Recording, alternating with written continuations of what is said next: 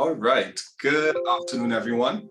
Welcome to this session, preparing a course program proposal at the UWI. Now, this particular session is a two-part series, all right? And I'm your facilitator for part one, Dr. Justin Zephyrin, and I'm the faculty development specialist at the Center for Excellence in Teaching and Learning, St. Augustine. Now, let me just say this part, this is part one. So we're going to focus on certain things with this particular session. And then next week, we're going to have a couple guest presenters or facilitators who will shed some light on other aspects of a course or program proposal. All right. Now, right off the bat, let me first of all welcome you. All right. I know we just had lunch. Well, some of you, but lunch is a question something that, is relative for some people, but we're not going to go into that right now. So we're so happy to have you here. And yes, and I have the CETL crew, I would call it, or team, with me this afternoon. We have Mr. Mark Garcia, who just stated that he's having lunch. All right, good for him. We have Mr. Randy Duku. Randy just posted in the chat as well. And we also have Mr. Javid Mohammed. Now, Mr. Javid Mohammed is the e-learning support specialist. Mr. Garcia is the research technician. And Mr. Duku is the office attendant. So we like to move as a team at the center. And this is one of the first time we're doing something like this, a workshop in this format. And you're getting to see me today, right? So without further ado, let's get straight into it. So we have a bit of an icebreaker. I like to start these sessions with a nice activity. And for this activity, it's going to be a jigsaw puzzle. So I'm going to ask Mr. Mohammed to share his screen and to launch that activity. Now, what you're going to do is solve this puzzle. Now, time is ticking. You saw the instructions there, so time is ticking. So it's an image or a graphic, but it's in the form of a jigsaw puzzle. So what I need you to do is use your mics or the chat, and I want you to use your mic because we could all hear. And you can tell Mr. Mohammed where you would like certain tiles to be moved. So you're basically instructing him. So your instructions have to be very clear. All right, so this is another test for you as well. So let's take it away. Who wants to go first? Okay, so the countdown will begin when I make the first move. Yes. Yeah. Right, so Carla said references, bottom right. References. Right. So the countdown is going. Let me try and spread this out for you all.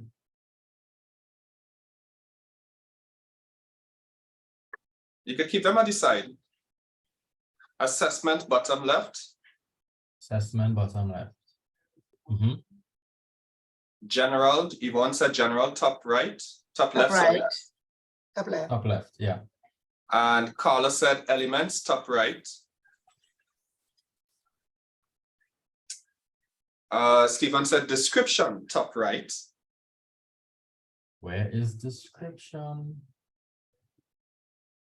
Yeah, it's there already. Right there. Rational above references. So wherever you're saying rational above references. Put of delivery next to mode. Into the mode. That's it. You're getting it. Nice. Put design into elements, sequence of basic designs next to elements with description. Okay, all right. Yeah. Very good at connecting. Laura, I think Chris said, description top right. Laura said rational above references. Rational is there. Right, so it has to connect. Yeah. Oh, sorry, go ahead. And put the arrow next to references. The arrow. All right. Next to references are the blue. Don't forget to unmute your mics. For those of you who might be suggesting and not hearing. All right, so we Calendar, And I calendar would with have, the green, next to calendar at the bottom. Yeah, and I would have said, content module, which one? yes. Interlock with general, Okay. interlock there. And put Assessment. assessments into Bottom the arrow, left, and then learning objectives. Not yet. bottom left, Yes. right. And there we go. Yeah. So nice, very good. And I like the teamwork in it all. All right.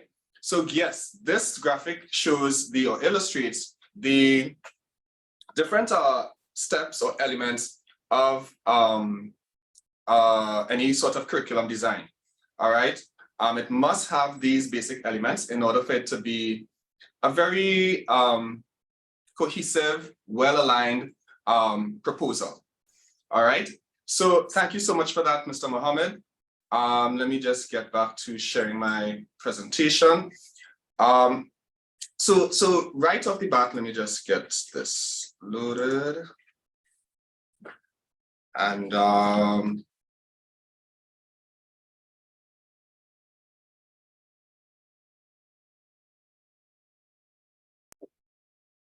all right, can you see my screen? yeah, Right. So good. So this is these are the basic elements of any particular curriculum design, whether it's a course or a program. You need to have these elements. All right. You need to have the title of the course or program. You need to have established the mode of delivery, and the mode of delivery will be, well, I'll get into some of them later on, but the mode of delivery speaks of how will the course be delivered? What format? Is it online? Is it face-to-face? Is it a blend of the two? All right. Then, of course, the description. What is the course all about? The rationale. Why is the course necessary? Why is this course so important? Or program? Why is it so important? Is it, for example, because of the latest trends in the field in the field itself, or a career in the field? Learning objectives or outcomes. We just had a session, I think it was last week, I think Mr. Garcia or Mr. Mohammed, we had a session last week or week before on learning outcomes, 2 weeks ago. And by Dr. Jones, who is the most recent addition to the CTL team. And that was an excellent workshop.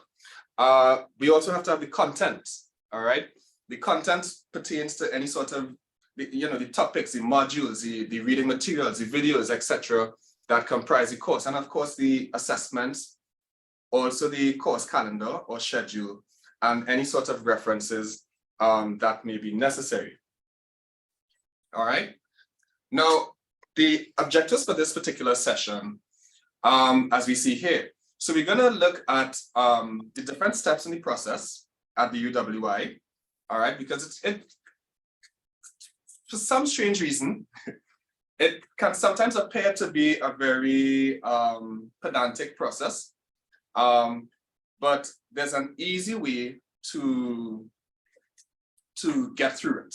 All right, and we're going to provide some tips along the way. We're also going to look at the different components of the template. Now, many of you have the template. I'm probably going to ask Mr. Mohammed to post a link to that template in the chat, please. All right.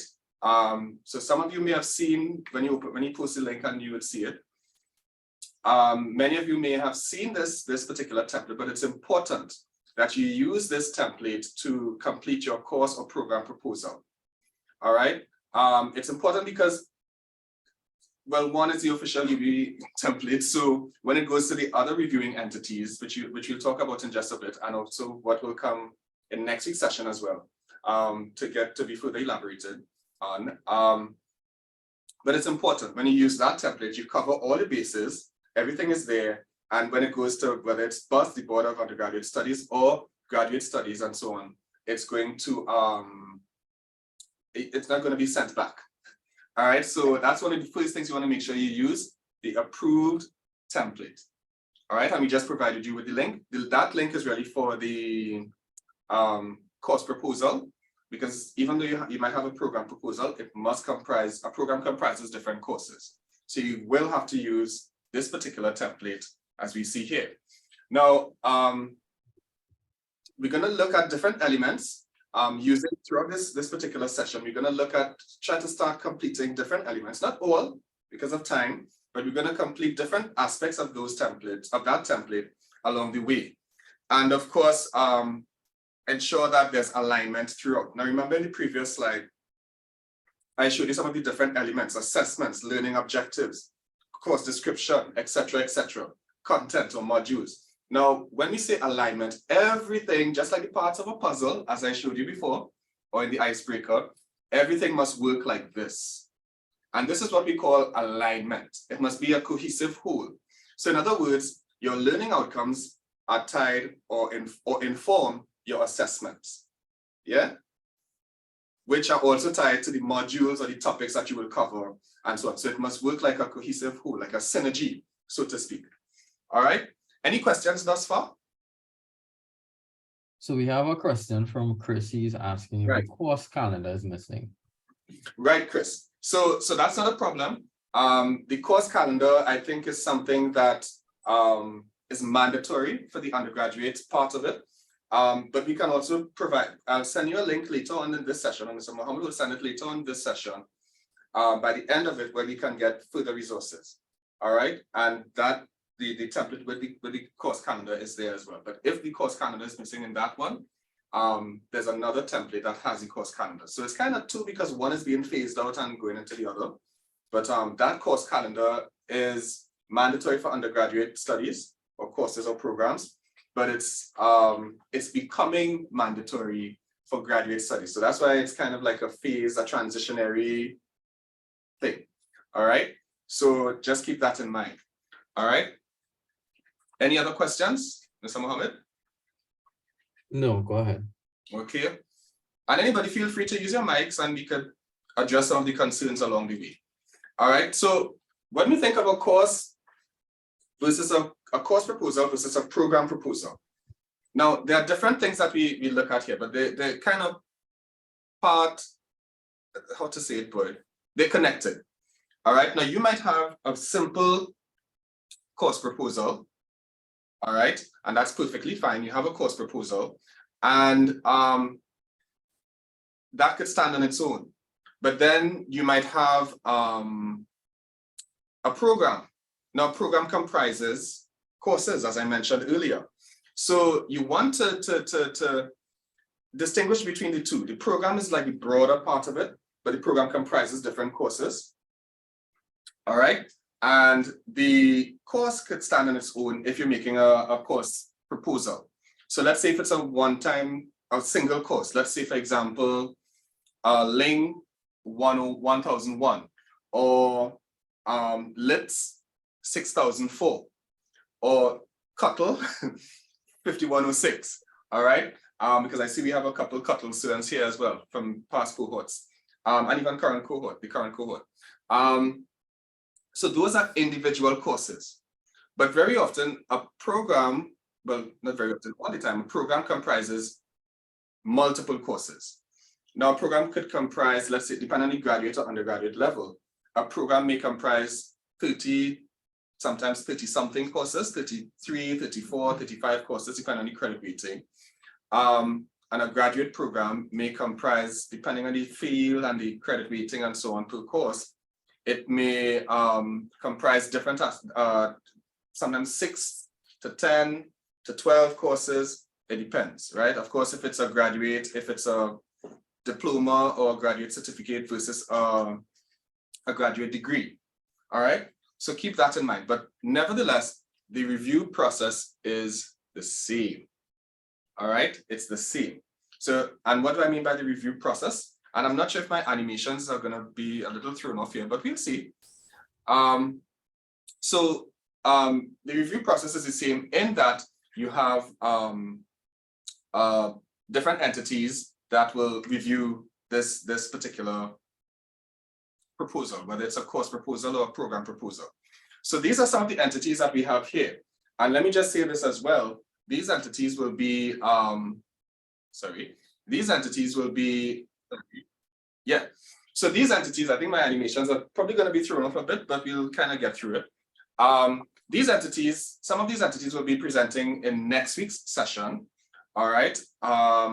So for example, we'll have representatives from the Alma Jordan Library. We'll have persons from the bursary. We'll have the OOL. Now, anyone knows what the OOL stands for or no? You could tell me. You could take a shot at it. Office for Online Learning. Yes, Office of Online Learning. All right. The Office of Online Learning. So we do have the representative who's going to be presenting next week.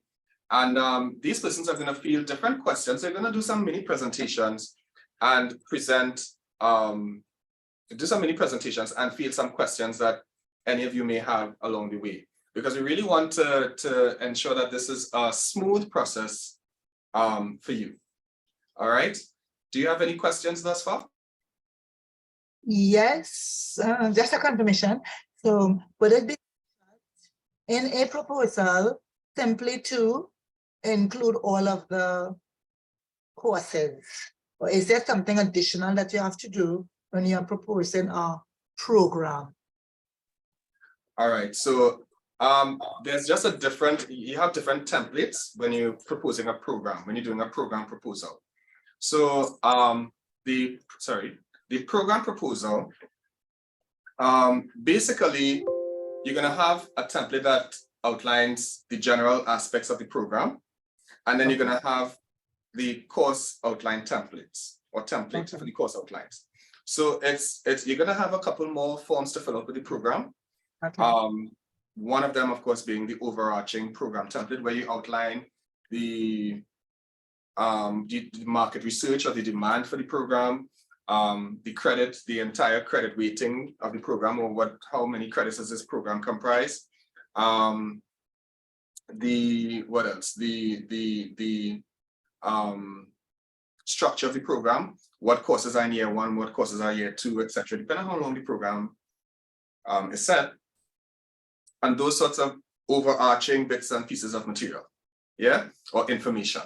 And the course outline is where it's basically literally copy and paste. So you can copy the course outline and place it into an appendage in the program proposal. Yeah, does that make sense? Yes, please. All right, great. Any other questions?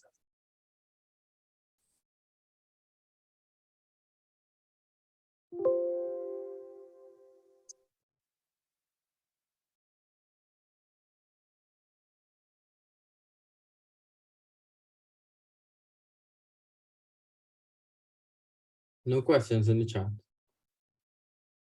Okay, excellent. So thank you so much for that.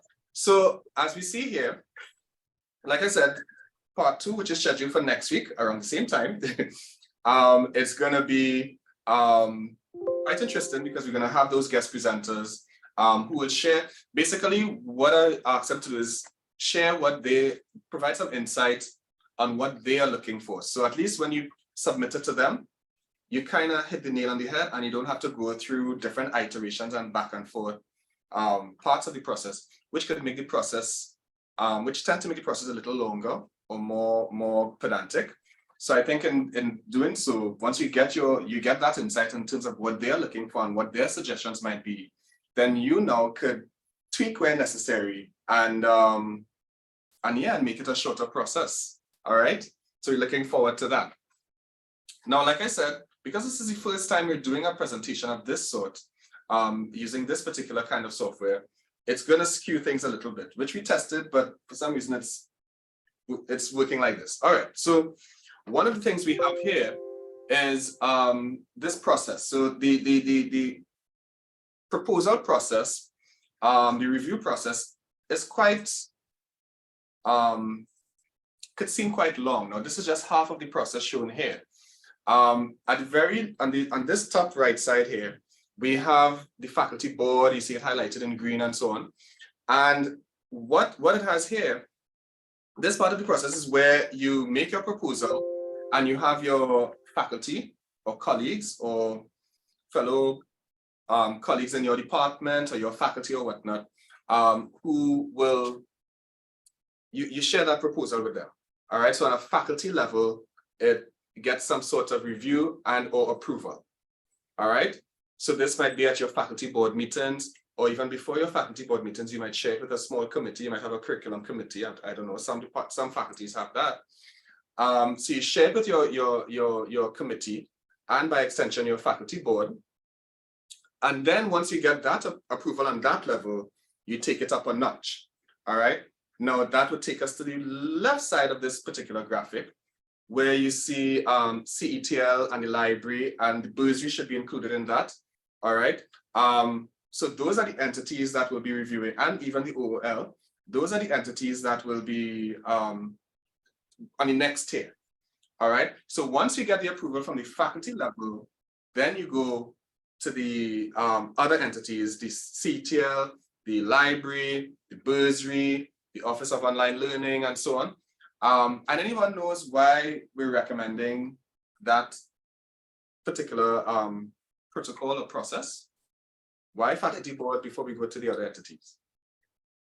Well, the faculty board will be the experts in the particular course or proposal, so they is port of call. Right, right. The general objective, I think, would be to assure that there is quality assurance in the proposal, I think. Correct. I like that. In terms of making the process easier, why do you think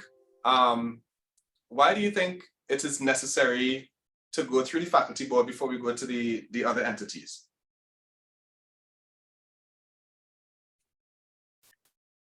Let me sip some tea while you answer that. Yeah. Why do you think it's necessary for you to go through the faculty board first before you go to CETL and other entities? It's harder for the other entities. It's harder for the other entities to shut you down when your faculty has given you approval. I like how you said that. I'm sorry for laughing, but I just like how you said that to shut you down. Okay, all right, that's one way of saying it. Thank you so much for that. What about let me hear from some others. I think I need to call some names. Henry, okay. Henry, make sure that it is technically sound before moving forward. Okay, good. Is that Precious I'm seeing there? Precious or Raquel? Anybody else wants to take a shot? But I like how you said before they shut you down. All right, okay. Okay, so I guess the others, some others are typing. Okay, good. Could it be because we would, sorry, Renelle said, could it be because we would want to come, we would not want a course. Go ahead. We would not want a course or program being approved without the knowledge of the head and the dean. That is so true, Renelle. That's a very valid point. All right. And it confuses the process in that regard. So that's very true, because you want that sort of green light, let's say it like that, from your dean or head or whatnot, before it moves forward. Because remember, the deans and the heads and so on are the ones who would have to further support it in different committee meetings and so on, ACWAC and BUS and grad studies and so on. So that's good. Very good points there, Renelle. Nicely done. Anybody else? Rochelle, you thought you could hide, huh, Rochelle? Why do you think we should go to the faculty, get through with the faculty board level before we go further? You can take a shot. I mean, there's no wrong answer per se. Someone raise their hand. Oh, yeah, go right ahead. It's some sort of approval that you need from them first, right? So that's why you have to go at the faculty level. Correct. Paulson, and then I'll read Carla's comment. Go ahead, Paulson. I had walked away, so I hope I'm not stating something I've said already, but I think both at the department and faculty level, you have curriculum committees. So going through a process would ensure that those curriculum committees review the course outlines and provide feedback to make it as strong as possible. Yes, you're absolutely correct. I like that. And I think, thank you so much for that, Paulson. And I think Carla said, you don't want duplication of content. Ooh, you're getting very warm there, Carla. And that brings, let me explain. So in addition to what many of you mentioned with regard to having the content specialists, because you are the content specialist, you are the specialist in the field. All right, so you know that content, like, as I say, the back of your hand, or like, you know, you're very familiar with it, which is, you know, we're not taking that away from you. That's perfectly fine, and we expect that, right? But there's also, and of course, I think someone mentioned that you want the green light from your head of department to avoid that confusion, or from your faculty dean. And then the next thing is, you don't want to make it a longer process. Because what has happened in the past is that sometimes a proposal will come to us for review and approval, and when I say us, meaning the CTL, for review and approval, and then when we review it like the first 2 or 3 times, and it's going back and forth, because let's say, for example, the correct template wasn't used, or certain things were missing, and you have to make amendments here and there.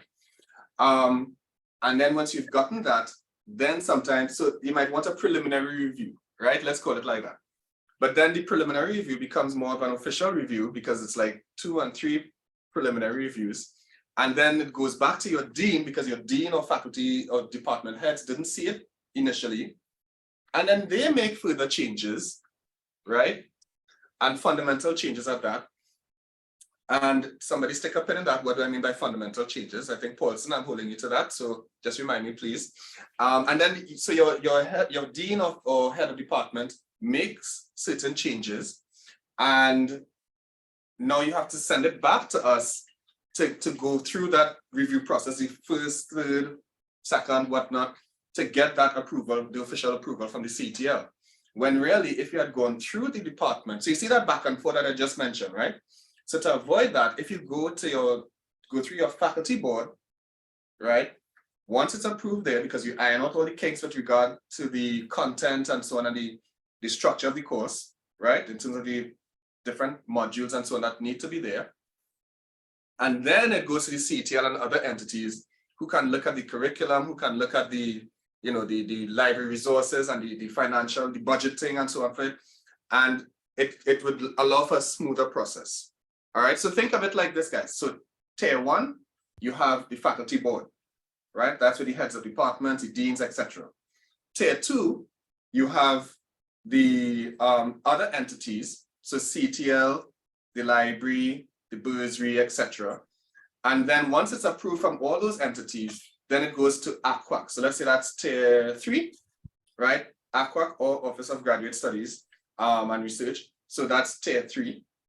All right, because once it's approved on, so you see it's going up a certain level, and then once it's approved on their level, because they depend on the approval of the tier 2 and tier 1. So you see it's a ladder you're climbing. And then tier 4, let's say for undergraduate studies, it would go to BUS. Once it's approved at ACWAC, it goes to BUS, and then you can go forward to build the course site if you need to, or just deliver the course. All right. Any questions on that?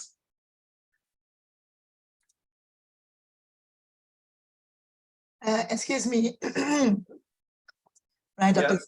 You had spoken about the time it might take to get the proposal. If Sure. you are presenting for a program proposal, course already exists, do you have to go through all these steps? Right, good question, good question. That's a very good question. So the short answer is no, you don't have to. If it's, okay, so let me tweak it a little bit. If it's substantive, and thank you, Paulson, you didn't remind me, but that's related to this question. So if you're making surface level changes, so let's say, for example, you change a module, you swap a module, or you add a module, or you modify the content of the course in that regard, that's perfectly fine. That's what we might call a surface level change, because it's like you added a module, or you combine 2 modules into one to make it a more robust module. All right, that's perfectly fine. But if you're making fundamental changes, what do I mean by fundamental changes? Fundamental changes can mean, okay, you're changing the assessments, you're changing the learning outcomes, because those are foundational aspects of your course or program. So, for example, many of us, when we transitioned to emergency remote teaching and learning, and of course we had alternative assessments and the whole, you know, we know what happened there, right? So, and because of that experience, in some cases, it seemed more favorable or a little easier for the program and the persons who are delivering the program. And you saw the benefits of it. The students were a little, I wouldn't say stress was reduced, but the delivery of the program was smoother perhaps, or a lot more effective, because now you had students who had to go out into the field and do certain things as opposed to sit in a classroom and write an exam. So you had those kinds of alternative assessments and or coursework. Remember when you went to 100%, some courses were transformed into 100% coursework. All right. And in some cases, that was a welcomed adjustment, I guess. Yeah. And it's a temporary adjustment that you wanted to make permanent. So it wasn't a brand new course that you were going to propose for the reviewing entities, but you're going to propose an amendment to the course. So let's say you're changing it from a face-to-face course to an online course, right? Or a blended course, or what have you. In a case like that, you will have to go through the different entities if it's the mode of delivery and so on, because that has implications throughout. But if it's something just like the assessments, you may not have to go through the library and the bursary and so on. You may just go through the CTL, because it's just the assessments you're changing, all right? And of course, once it goes through the CTL, you get approval, it goes through to ACWA, and so you don't have to go through the 9 yards as it were. If it's a change like the assessments you're changing, all right? Because the assessments may not, depending on the changes you make, may not necessarily require the library and the bursary to go through, because it may not have implications for that, may not. All right, so you would know the changes that you're going to make. But generally, if it's a change, let's say from face-to-face to alternative or in-course assessments or what have you, then it definitely needs to go to the CTL, but it may not be, you may not be required to send it through the library and so on if there are no implications as far as that is concerned. Does that answer your question? No. All right, tell me more then. Could you elaborate? Right, so I need to be honest here. So it's not a change in methodology or delivery or assessment or assignment, but okay, I'm going to be open. Sure. Department, our numbers are extremely low, and we need to build numbers, and we had this offer to partner with another faculty to offer new major using existing courses which are on the book. The program that we are proposing is going to be entitled Management Studies and Economic History. So we are using courses that we already have to build this new, bring them together.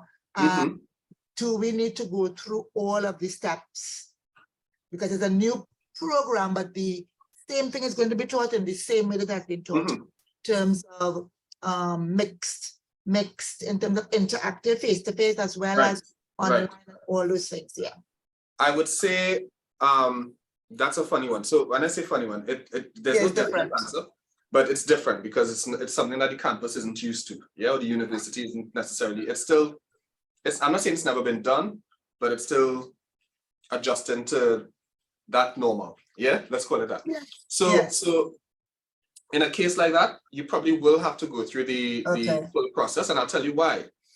Because one of the things we look at, remember I spoke about alignment.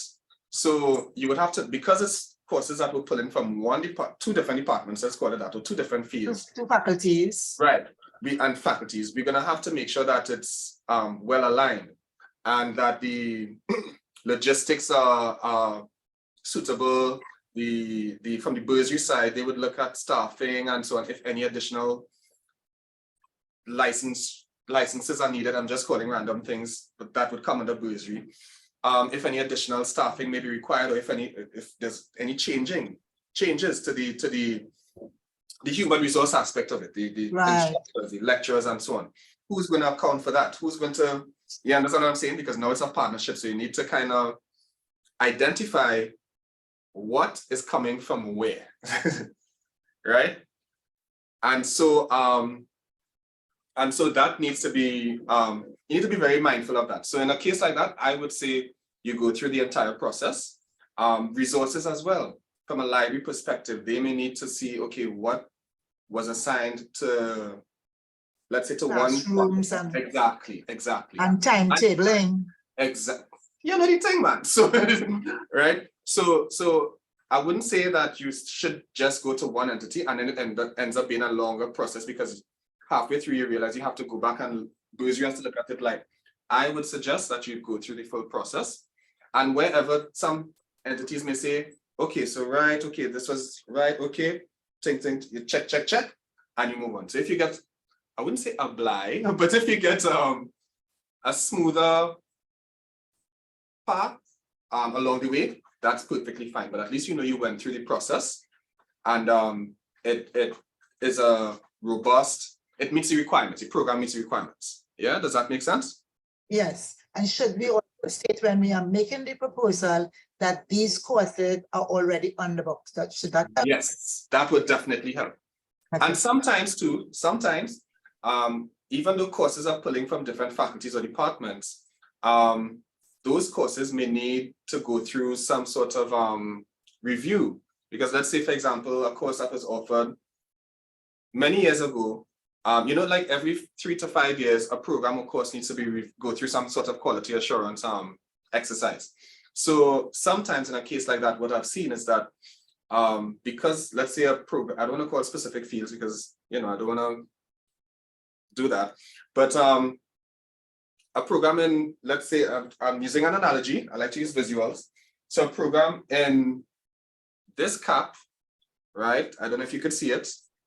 This cap is the courses in this cap, you know, capology, let's call it that for now, Yes. have not been reviewed in over 7 years, right?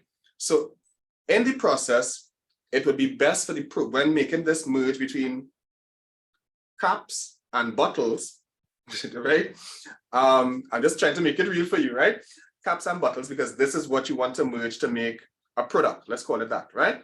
So it means that the courses in this particular minor or whatnot, or program or course offerings have to go through a review process or have to meet a certain standard.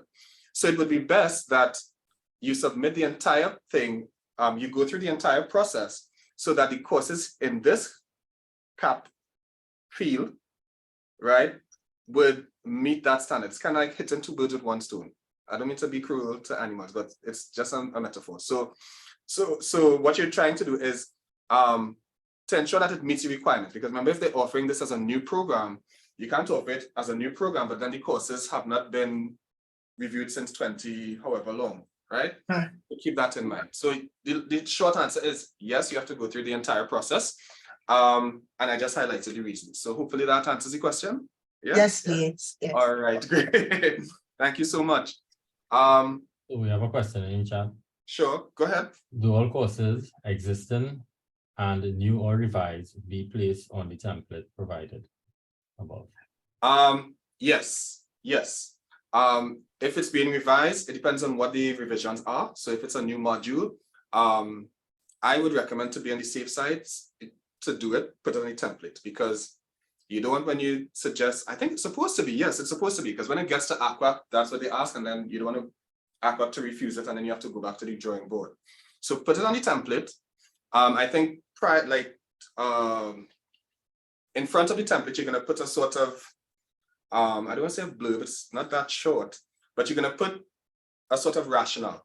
So for example, why are certain amendments being made, or what certain amendments being made?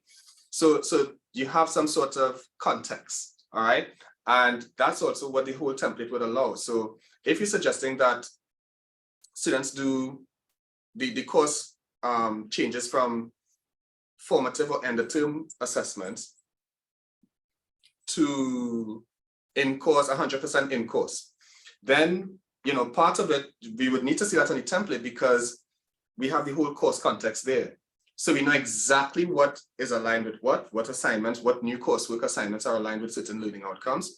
What we could understand why this topic or this module or this assignment, we understand where it's coming, where it's falling in. Because sometimes, and the most recent student reviews for the past academic year, assessments was a major thing.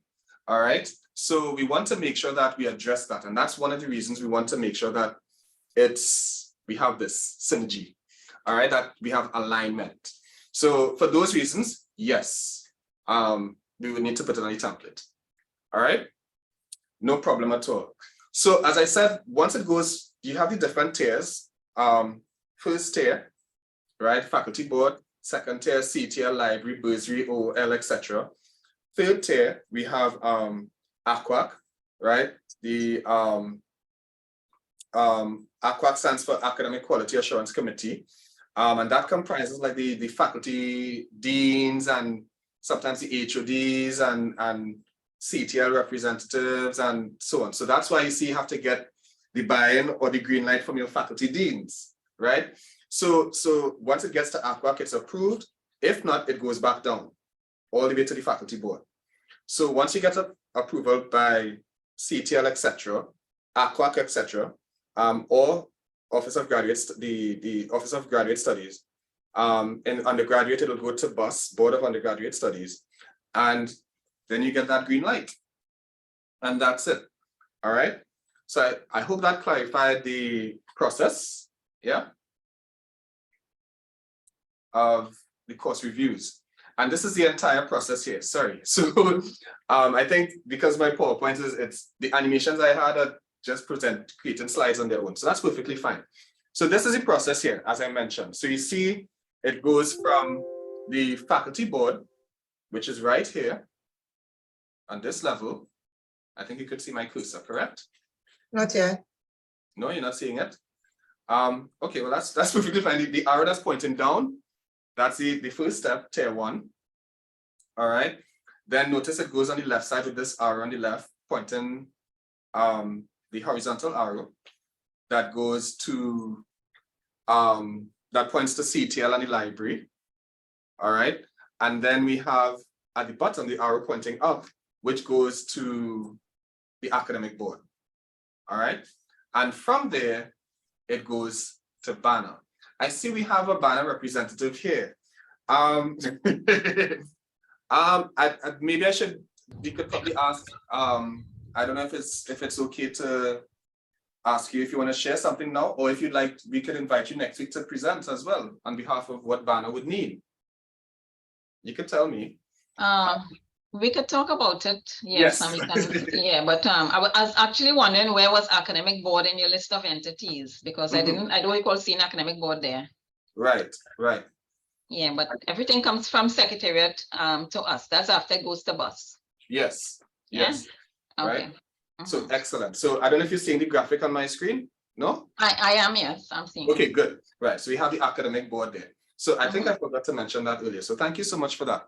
So once it goes from ACWAC to the academic board, of course, that would comprise the different entities. And of course, from the secretariat, it goes to banner.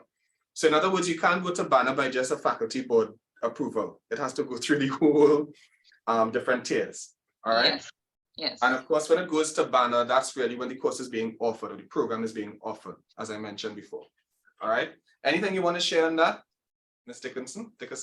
Well, once we look for the relevant approvals, example for FNGPC approval, we would check for that as well. We don't build anything in banner without the money approval. Yeah. So, that's important. That's important. Yes. Right. So you see why approval on the different levels or tiers is so important. All right. Thank you so much for that. And I think we'll probably invite you next week to do a brief presentation and just so persons will understand the whole context, if that is okay with you, if you're available. So we'll talk about it after. Sure. All right. Okay. So the different aspects of the course proposal from a curriculum side of things, and not just curriculum, sorry, I shouldn't say it like that, but I try to break it down in different, more manageable chunks for you. So the template that you should have right now would highlight different things. Now it might seem like a lot, but take it bit by bit. So what I did, I broke it down into different segments. So you have the administrative side of things. And when I say administrative side of things, this is the information to that banner will use to build the course. On the side, the banner team will use to build the course. So in other words, the prerequisites, the levels, the credits, etc., etc. These are things that they would need even when building the course registration site. Not so, Karen, yeah? Yeah, that's correct. Title and everything pertaining to a particular course. Correct.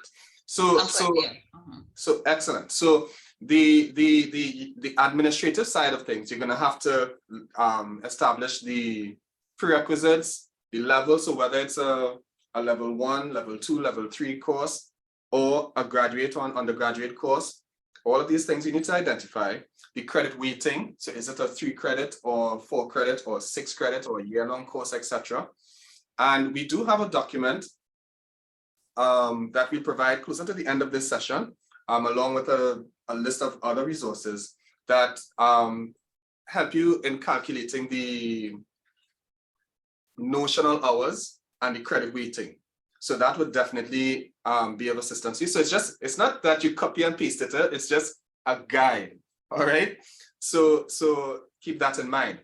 So yes, so we have the administrative information. Of course, what a brief description of the course, how long is it going to be? Is it a semester-long course or a year-long course? That sort of thing. Then we have the learning objectives, which we'll get into in just a bit. So all of this comprises what we call now the pedagogical information. All right.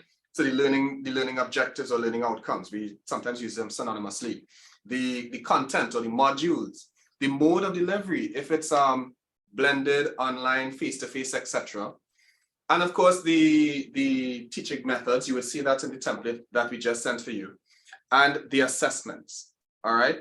Now, let me say right here that the assessment, well, first of all, the learning objectives or the learning outcomes inform everything else. One, and I don't want to say it yet. So when we get to the assessments, we'll deal with that. And then, of course, we have the financial information, which would be the personnel. So as I mentioned earlier, I think I can't remember who I was answering, but thank you, Mr. Mohammed, for posting that document in the chat.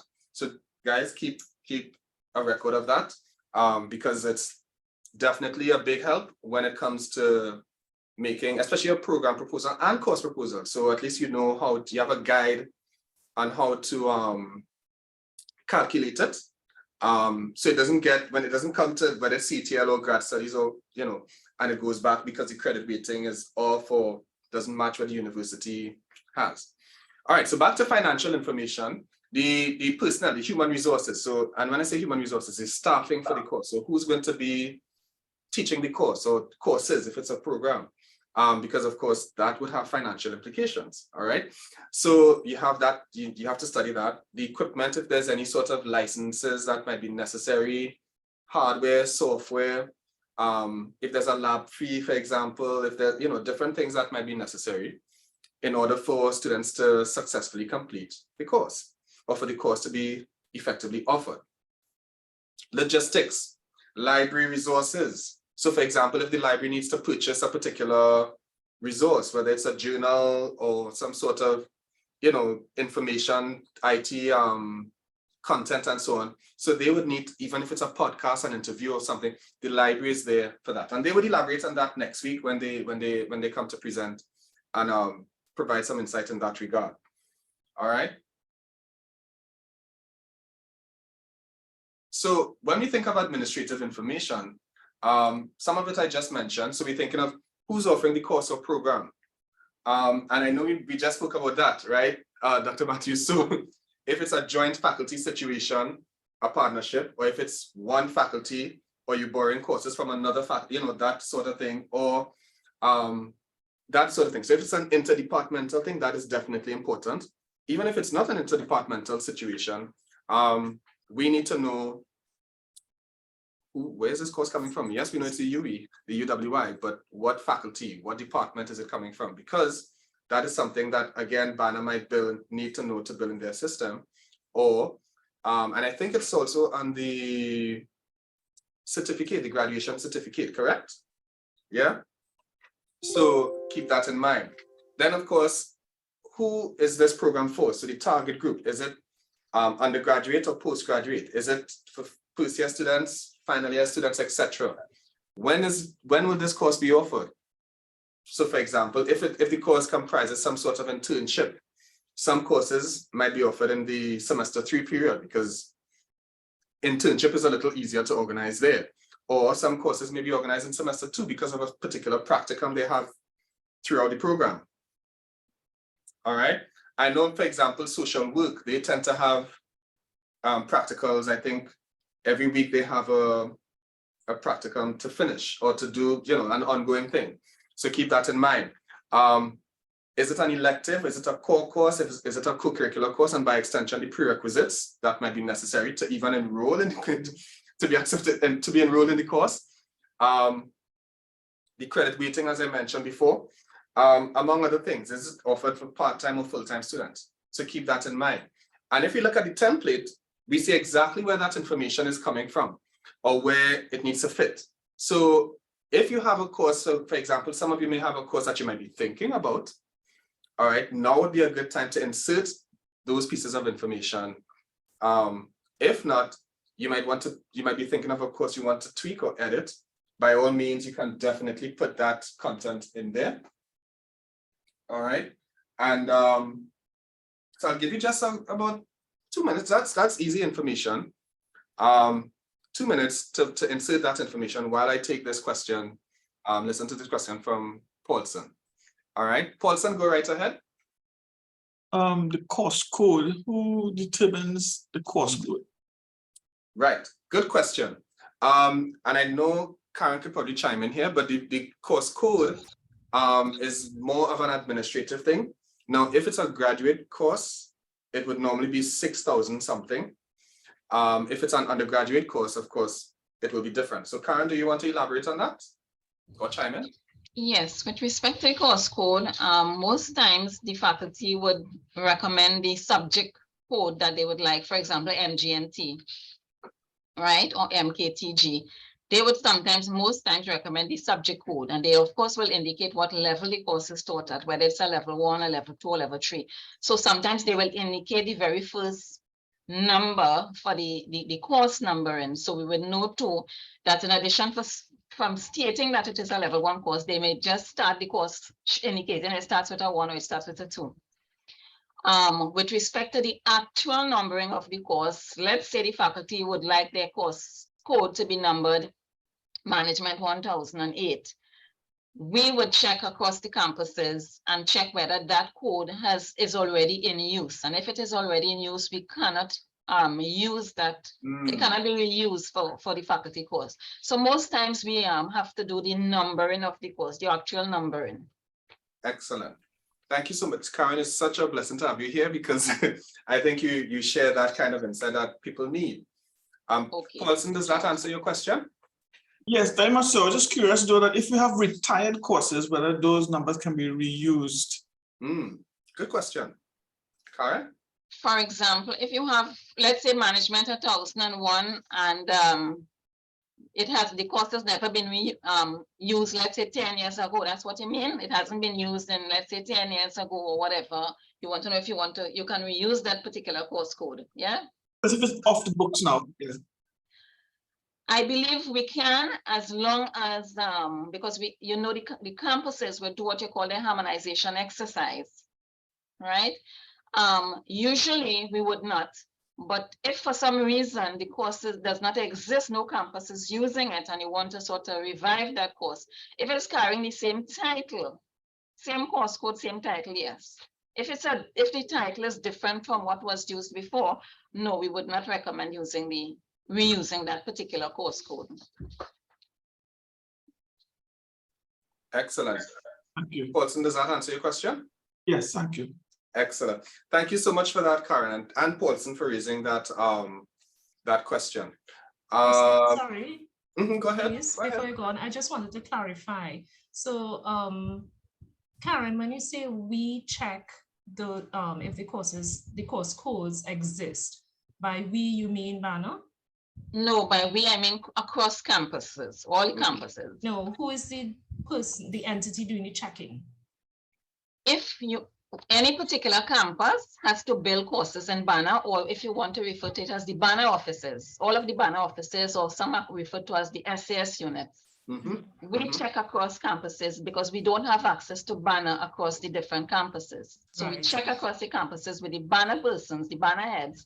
whether this course exists in your campus. There's actually a cross-campus database of courses, where we can actually go in and check and see whether the course exists across the campus.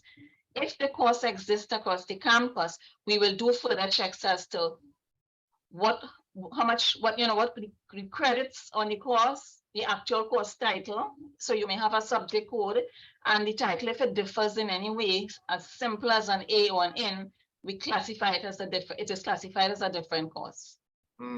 So we make that cross-campus check across the banner student offices because we all have our own separate databases. Okay, Grace, thank you so much. You're welcome. Thank you so much for that, Karen. I like that you pinpointed if it's as simple as like an article or like an A or an in or of, that has substantive implications there. Yes. Thank you so much for that. Justin. Yes, go ahead. Sorry about that. Are there any guidelines for choosing those initial codes? Like, they have, like you talk about MGT, etc. We have COMM. Are there guidelines, or is that just a random thing that the faculty may fancy and they suggest that?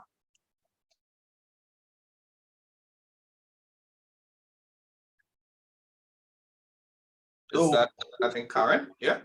You're speaking about subject naming? Yeah, of the courses? Yes, for the course codes, sometimes one fact I noticed that sometimes they have like POM and you indicates that those are for the communication, but sometimes you don't always get codes that may be suggestive of what this thing is about. How do you, any guidelines you all have for recommending what course codes you want? Karen, wouldn't that be tied to if the course or program is affiliated with a particular field or department or yes, yeah. Yes, it is. Yes. We use that. Sometimes we use the program, the as you say, the particular field, let's say engineering or yes. anything else. And we would sometimes code it. But most times we check across the campuses to see if at all that program exists across the campuses, and we pattern after what the other campus has already done. Right. Or yes, we use. There's also a document that guides us, not in coding, but just there's a CIPC document. I don't know if you're all aware of that.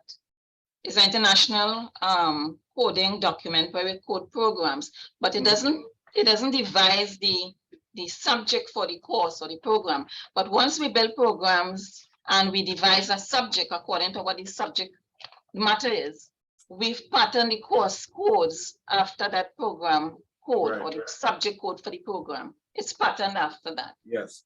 So for example, in mechanical engineering, you might see MENG, right? Yes. Or linguistics might have LING, or literature might have lit. Yes. Yeah. And the programs will be, the program code will be aligned at also LING or yeah. Yeah. And to give another example of that, Karen, as you're mentioning, to clarify for Paulson as well, in terms of the level, if it's a graduate, it's going to be, LING 6,000 something. Usually 6,000 is graduate studies, if I remember correctly. Yes, Center has approved. Center has approved those courses, the level coding. For a certificate course, it starts with 0. A level 1, 1, 2, 3, yes. Postgraduate master's programs courses start with 6. MPhil start with 7, and PhDs begin with 8. And that has been approved across all the campuses. Yeah. Thank you so much for that. All right. Paulson, I hope that answered your questions. I want to get very quickly to find out if anyone was able to complete any part of the template thus far. All right, feel free to just raise your hand, and if you want to share it, by all means, we can do that. Ravindra stated, is there a credit range for a new undergraduate certificate program? Can you have a 4-credit course in such a program aimed at students entering from CSEC? There is a range in terms of the credits for an undergraduate program.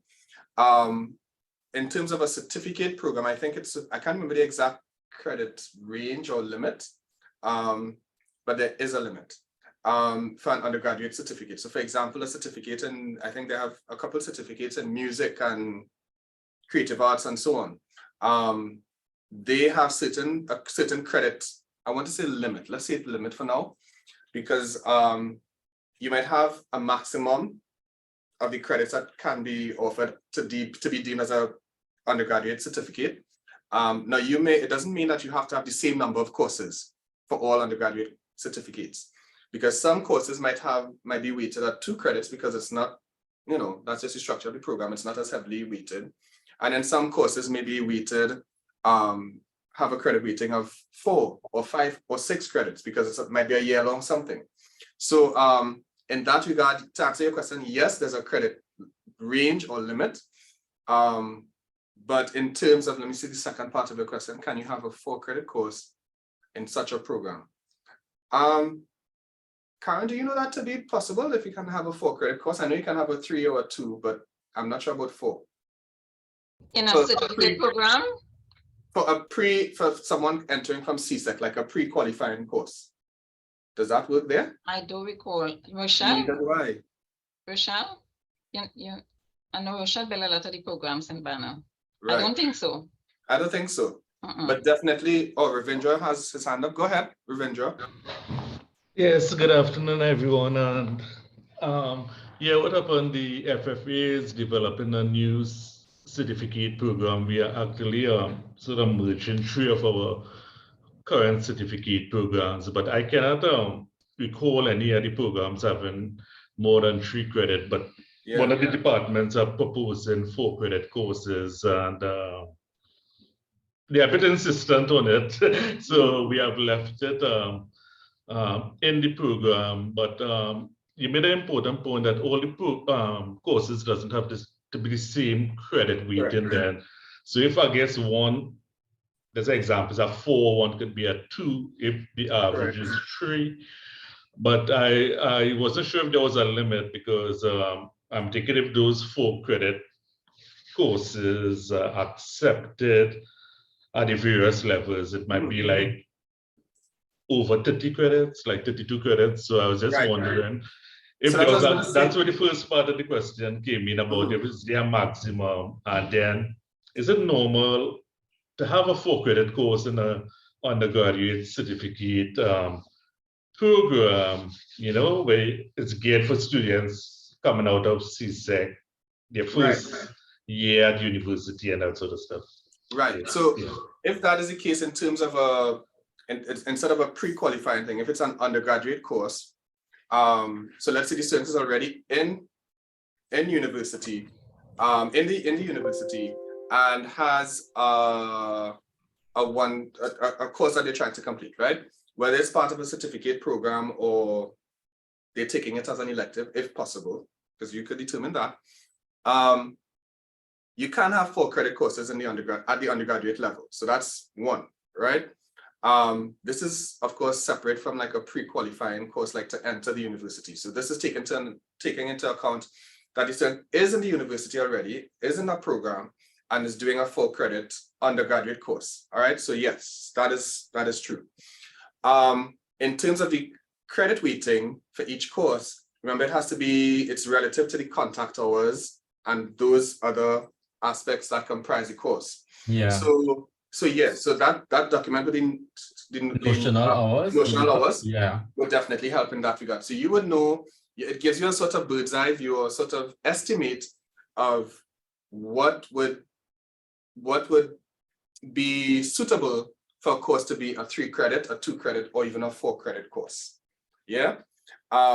So those are some things that they look for when I say it would be admin, it would be grad studies, it would be, they would look for those things before building, and even at QUAC, if it's an undergraduate course or academic board, they would look at those things, because you can't have a course that is not very demanding, but is worth 4 credits, and then you have a course that is very demanding and has 3 credits, or that kind of thing. So to add some sort of standardization, that document with the notional hours will definitely help. All right. Yeah. So if they check the document on page 2, there's undergraduate 4 credits, and while the duration number of weeks will remain consistent, being 12, the notional contact hours is ramped up to 144 when compared to the 3 credit notional hours 108. Right? Excellent. Yeah. So thank you so much for that, Mr. Mohammed. And so yes, so I think that kind of answers your question, Ravindra, at least provide some insight. Yes, Yeah? definitely. Okay, thank you. Great, not a problem at all. Anyone completed any part of this template thus far? You might put just a working title for now. It doesn't have to be the official title, but just a working title and some of the prerequisites, let's say, and the prerequisites would usually be pre-existing courses. So let's say in order for you to do research in geography fieldwork or something of that sort, you might have to complete an introduction to geology or something of that sort, or an introduction to some introductory courses, right? So for example, in SOCI, I think the year one courses are a lot of introductory courses. So you have introduction to sociology, introduction to econ, introduction to management, introduction to psychology, you know, and those serve as prerequisites for you to go on to more advanced courses in year 2 or year 3. So those are prerequisites there. I think Ravindra had his hand up. I don't know if I saw you put it down. No? Okay, yeah. Well, I probably at a bit of an advantage here because I am actually filling out the form because Excellent. For one of the courses that we are proposing. Right, and that's what I want you to do, eh? That's the purpose of this. Okay. So go right ahead. So because we are doing it now, so this is the only issue I have is even in the top under the University of the West Indies, it says proposal for new/revised undergraduate course. And I think one of the persons was asking if it's an existing course, what do I do there? Do I change it to proposal for existing, or do I take off the new, or if it's so the proposal existing course, yeah. So your proposal is for a new course or for an existing course that you're amending? All right, the program proposal, it will be new. The program is new, but it will consist of existing courses.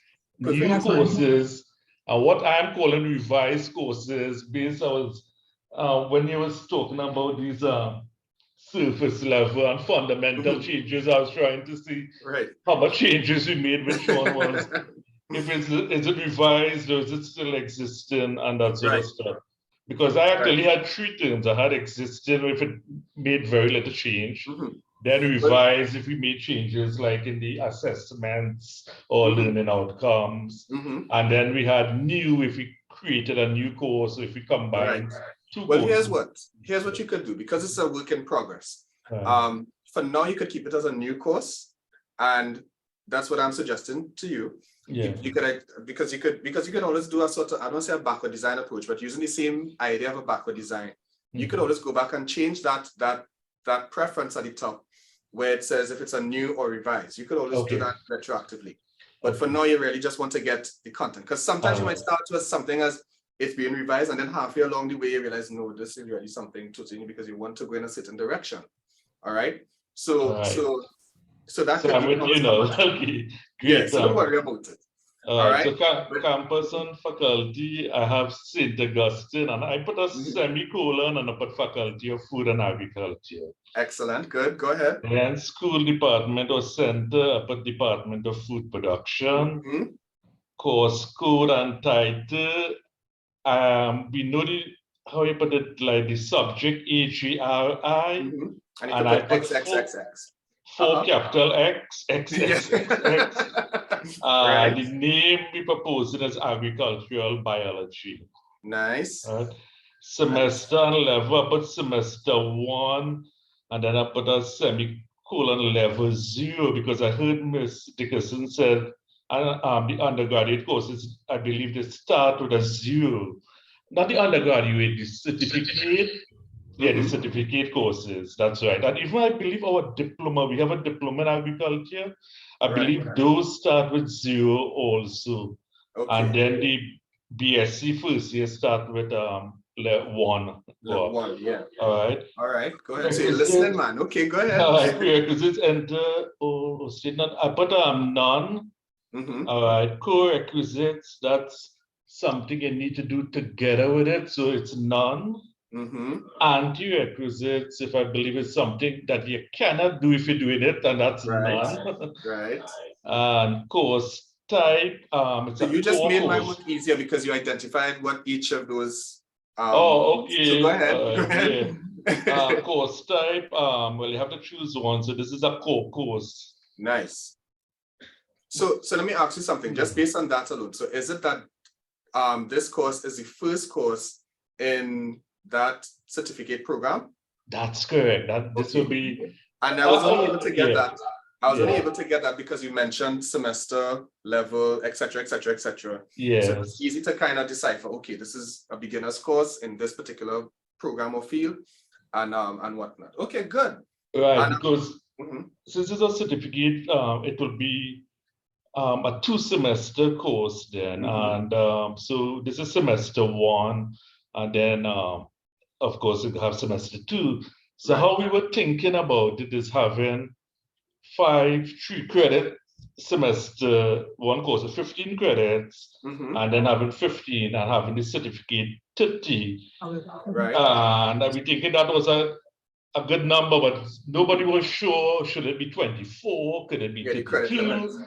You know, but yeah, I sort of I was in my mind, I was thinking 30. Yeah. But yeah. 30 might be a bit much for a certificate because you don't want it to conflict with the graduate, the degree, the bachelor's degree. So you understand? So and as I think Miss Dickerson made it kind of clear that because we work in let's call it an ecosystem, and it's right up your field, ecosystem, right? So because we work with that ecosystem, we know that it can't just be, there's no upper limit. We know we have the graduate, we have the undergraduate, then we have the undergraduate certificates, and so on and so on. So it must fall within that range. And I understand why you may have asked that question earlier as well. So if you use that same document with the notional hours, that should give you some guidance in terms of how much credits and the contact hours and so on could be assigned to that particular course, and by extension, the certificate program. Yeah? Yes, definitely. And what I'll probably do is reach out to either you or someone to kind of get a handle what the other certificate, you mentioned something like in music or something, and let's have an idea what they are like, if they are 24, 28, or 30. Right, but not a problem at all. You know, the BSc degree is 3 years, and if the certificate is 1 year, and most of the BSc programs are 93 credits, and a bit up in agriculture, sometimes some of the programs go over 100 credits. So I'm thinking 31 isn't really that bad, but I think like if you're going to cross 30, which one or two people are suggesting, I'm thinking it will be a bit too much, and I guess you guys are certificate. So, but I think that's a good idea to see what the neighbor is doing. And so you have a ballpark of what could work. All right. So I think that's a good idea. All right. So thank you so much for that, Ravindra. We definitely appreciate it. And I hope it was insightful for several others here who might be doing the same. All right. So when we get to the pedagogical information, and let me come out of the way a little bit. So the pedagogical information pertains to, the teaching and learning aspect of it. So of course, this is the heartbeat of the center, all right, CETL that is. So when we think of the pedagogical side of things, we're thinking of how this course is, what teaching methods are you going to use? What approaches are you going to integrate? How will the content be delivered or presented to the learner? How are you going to, what assessments comprise the course? How do these assessments marry or inform the evaluation process? Like I mentioned, the student evaluations, that assessment was a big thing. And we had, oh, by the way, let me just say this, we do have a session coming up of faculty professional development week that is coming up at the beginning of April. I think it's from the 3rd of April. So look out for that. It's a whole week of webinars and workshops and a panel discussion on assessments. So to put it all in perspective for you, we had Dr. Jones's workshop on creating learning outcomes, which we'll kind of shed some light on a little bit for those of you who may have missed that session, but we have some exercises on that for now. And then we had a workshop, a webinar from Mr. Garcia on student evaluation of courses and so on, their experiences. So you look at that as well. And then we have this workshop and the second part of it, which is next week. So it was all streamlined to kind of make it, make sense and to align with each other. So so that's the pedagogical content there. And when we think of the pedagogical information, we want to know, for example, first of all, if the course is blended, online, or face-to-face. I think that's self-explanatory by now, but let me just explain, because I know sometimes it could be a little muddy. Face-to-face is if the course is 100% physical, like in a classroom on campus, students have to, there's no, going online to attend a class. You are physically on the campus, on site, on the physical site, sorry, and you're attending classes and you are teaching in, let's say, for example, the JFK auditorium or the Dagger auditorium, or LRC. So students have to be physically on the campus. Online refers to everything is virtual. So it's 100% online. Everything is through My Learning, through a Moodle or Zoom or that sort of thing. So there's no physical contact for the course. All right. Blended is a merge of the two. Now, blended is a very broad thing. So blended could take many forms. Blended, you have some face-to-face elements, physical elements, and you have some online elements. So for example, you might have assignments online, but lectures might be face-to-face. So that's a form of blended. Or you might have some of your lectures online and some face-to-face activities. So for example, labs, rotations in medicine and so on. So those things, but it's a blend of both online and face-to-face. And there's a policy, a checklist document, which we'll refer to later on this session. And Mr. Muhammad will post that in the chat later on in this session. That explains, sometimes we call it a multimodal policy, but it's a checklist that identifies or defines each mode of delivery. Lynette, go right ahead. Yes, I see this term high flex being used. Is that just another way of saying blended? Thank you for that question, Lynette. So Lynette, good question. So high flex is, and I'm gonna say this very, I like using analogies. It's a form, well, I wouldn't use that analogy. It's a form of blended. It's a different type of blended. So blended, like I said, could take different forms, like I mentioned. So high flex is, I was going to say a spawn of blended, but it's a type of a blended approach. So with high flex, it's really where you're doing a live lecture. That is, you're doing a live lecture, face-to-face lecture, all right? That is also being streamed online. That's the basic definition of it, just so you could picture it in your minds. So let's say, for example, I could be streaming this. I have a class in front of me. It's a physical class. The students are here physically. I'm teaching in a particular auditorium, but I have the technical infrastructure behind the scenes to ensure that it's being streamed online, that questions are being answered, that support is being given there. Now, the thing with high flex, even though, yes, the word is being used, at least in our context, a little more frequently now, it is not, it seems easy, but it's not. To do it properly, let me say it like that, or effectively. Because what you need with a high flex approach is a robust, besides the technical infrastructure, you need a robust support team. So you must have, for example, sometimes an AV technician, teaching assistant, so someone who can answer questions in that to the online community, someone who could set up the different things, make sure the thing is streaming efficiently and in a clean way, so there's no sticking, no glitches, that everything is smooth.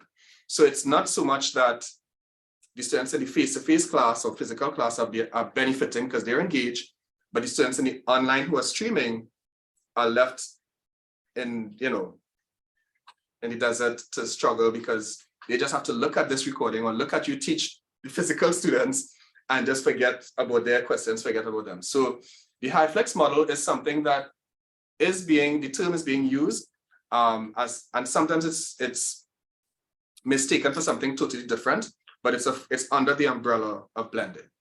All right, so it's a type of blended, just like the flipped classroom might be a type of blended approach.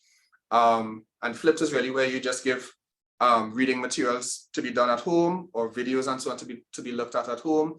And the students come in face-to-face sessions to do activities, learning activities. So blended can take different, I don't say it's a wild card, but it's very expansive. It could take different forms. All right, does that answer your question? Yes, it does actually, because in Caribbean, I'm in Caribbean civilization, and that model, as you may or may not remember, is what we were going for when we first tried to unify and we ran into the technical issues. But I didn't realize that that is what you would have called it. Yes, yes, yes, that's no problem. So Right. it's possible, but you must have a robust team. Even here, like for example, if you were doing this face-to-face, we have Mr. Garcia who's helping, Mr. Mohammed, as you heard on earlier this session. We have Mr. Duku. So even if we were doing a HiFlex approach here, it's a team of us. So I'm not doing it by myself for this particular session. So you need that and more. And that's just to make sure that the lecture or the session flows smoothly. That's not necessarily the technical infrastructure, the access, so all those things need to be considered before going full-fledged into HiFlex, because you don't want to go into it and then students are paying for a program or paying to be, their tuition, and then they're getting something that is substandard, and then it doesn't redound well in the university. So you want to keep that in mind. All right, so great. So we have the description right underneath. And the description doesn't have to be long. Very often we see proposals that are with descriptions that are sometimes pages long. Remember, your description is something that ideally should be just a paragraph or 2 short paragraphs. And you want to put key information. You don't want to waste that space. Because remember, later on in the course outline, you have your content to put, so you don't have to elaborate in the description. The description is meant to give a quick, like a blurb, a spiel on what this course is about. Now, very often what we see is a long description of the modules and the content and everything, and it omits the assessments. All right, so you must put, and you don't have to be detailed about the assessments. You can just put, okay, if it's 100% in course, or this course comprises in-course assessments as well as an end-of-term assessment, right? That would speak, right? That's sufficient right there. But you put the, general idea of what the course is about. Maybe the modules, just the module titles or a little description of the modules. The approaches, whether it's a hands-on approach, if it's a project-based approach, just a general idea of the teaching methods, the content, and the assessments. That's all. So you don't need to go into multiple paragraphs and an essay in the description. It's literally just a paragraph or maybe 2 short paragraphs. Yeah. The rationale basically tells us why this course is necessary or why this program is necessary. Is it that students have, well, obviously the strongest rationales tend to highlight the impact of the course or the necessity, the importance of the course in developing students' knowledge and skills. First things first, right? Exceptional rationales will probably go a step further and emphasize the impact or the importance of the course in preparing students for careers in the field, right? So for example, if I'm doing a course in education, let's say Paulson, if I'm doing a course in reading, if I were to be doing your course and you were telling me why I should do your course, what would you tell me? I guess you'll understand the dimensions of reading so that you can best prepare students to develop. Okay, nice. So good. So you told me about the knowledge. Very good. What about what skills will I develop?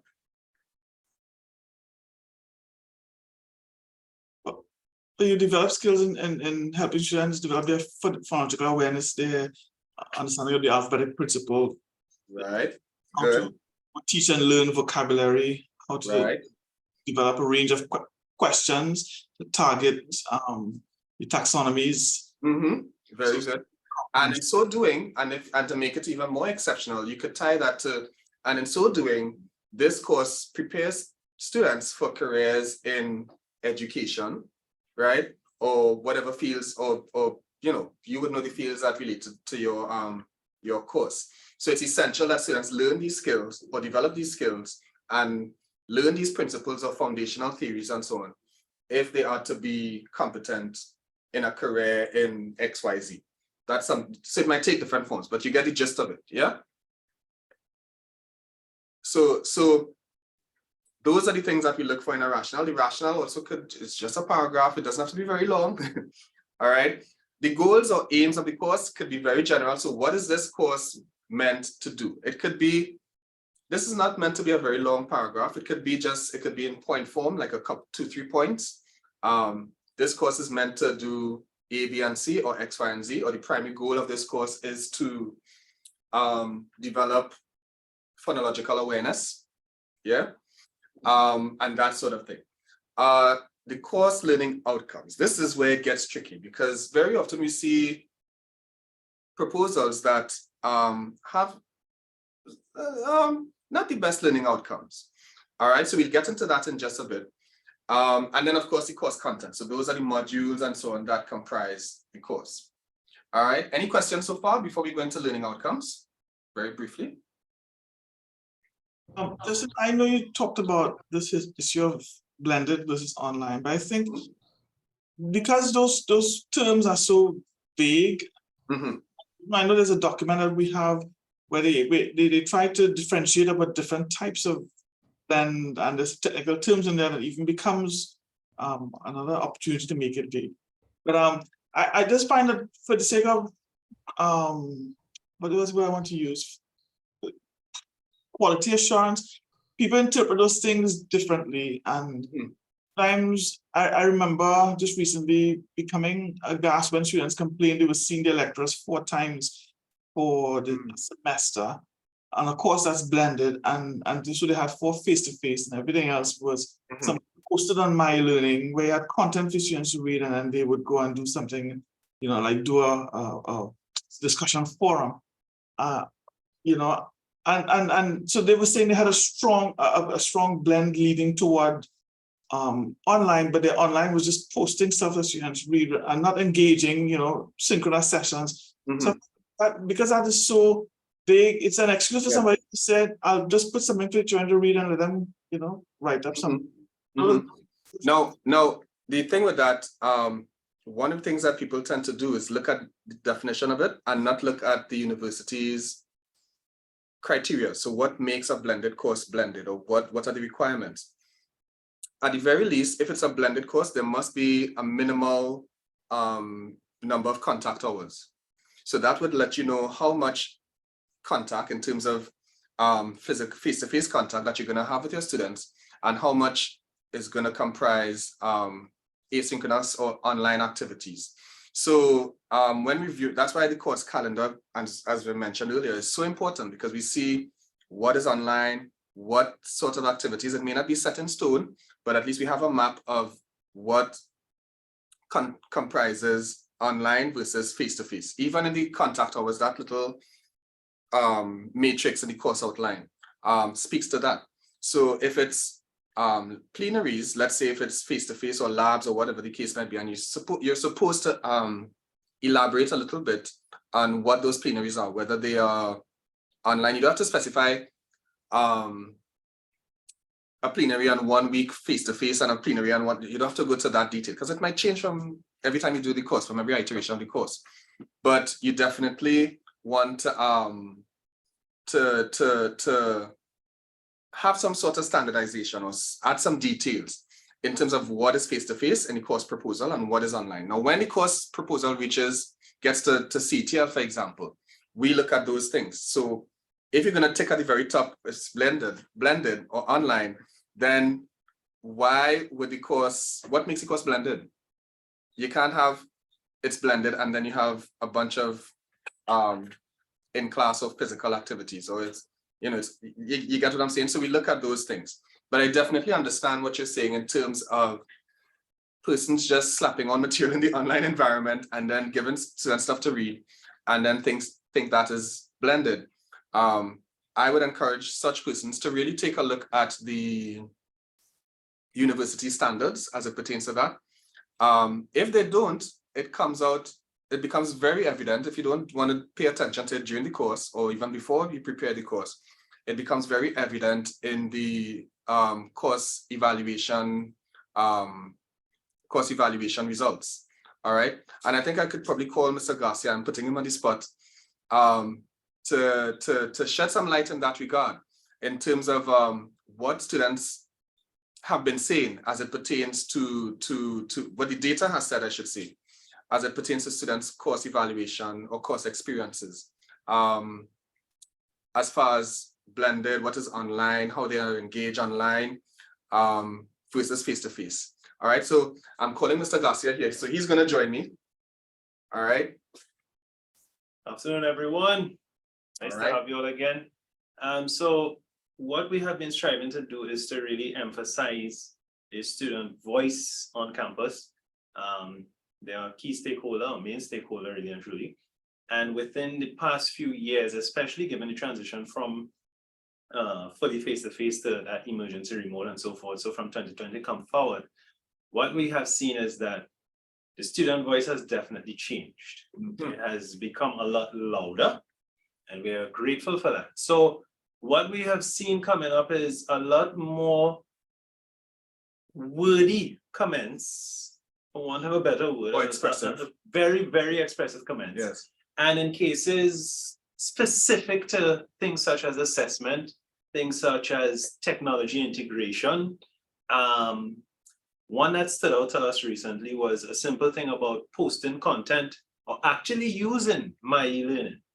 That some lecturers, they had a space, but there was absolutely nothing being populated. There was no interaction. I think it was Paulson highlighted that earlier, where the students said they experienced 4 face-to-face classes and something that should have had more, even though it was blended. So what we are saying is not just off of the top of our heads. It's something that we are noting. And some of you may have been privy to it in some of the reports that you would have seen in the annual reports, boss report and so forth, that the students are actually taking note and they are saying something. So as Justin said earlier, is our role and responsibility to align both sides of the spectrum, the student and the staff experience. And we continue to look forward to using that data, or rather to use a data-driven approach, in improving what we do on the campus. Yes, thanks so much for that, Mr. Garcia. Now, the thing is, you know, so Paulson, as I was saying, thank you so much for that, Mark. So that's one way that it becomes very apparent. There's also like university level research that has shown, you know, the level of engagement, and this is from students providing feedback in that regard. So my recommendation is, before it gets to that advanced level and then the course is flagged or the lecture is flagged, that encourage them to read what comprises the university standard, what comprises face-to-face, blended, etc., because that has serious implications. All right. So I see we have Ravindra, go right ahead. Yeah, just had a quick question. I'm not sure if this was a faculty initiative last semester, but when we said face-to-face, they said we could have taught up to 25 or 33% of the course online.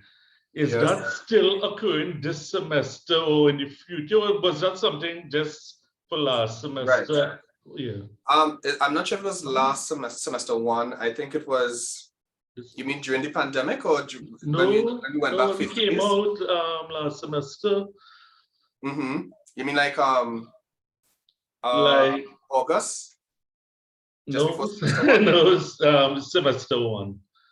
Right. No, I meant just before semester 1, or is it? No, semester 1, for semester 1 then. Right. Yeah. So that's what I'm referring to. Yes. So I think that was some guidance in terms of how when we were transitioning officially back into, because that's when we went back to face-to-face teaching, so to speak. And we needed to provide some guidance in how to transition, because remember, we were online for so long, or remote, I should say, because remote is temporary in this context. And now that we were going back to face-to-face, we needed to provide some sort of clarification and guidance in that regard. All right. Currently, in face-to-face, could we teach a certain percentage of the course online? Good question. I would say this: if it's face-to-face, yeah, you can have what some people call technology-mediated instruction. So you might have some reading materials online, because that's where the blur comes between blended and and so on.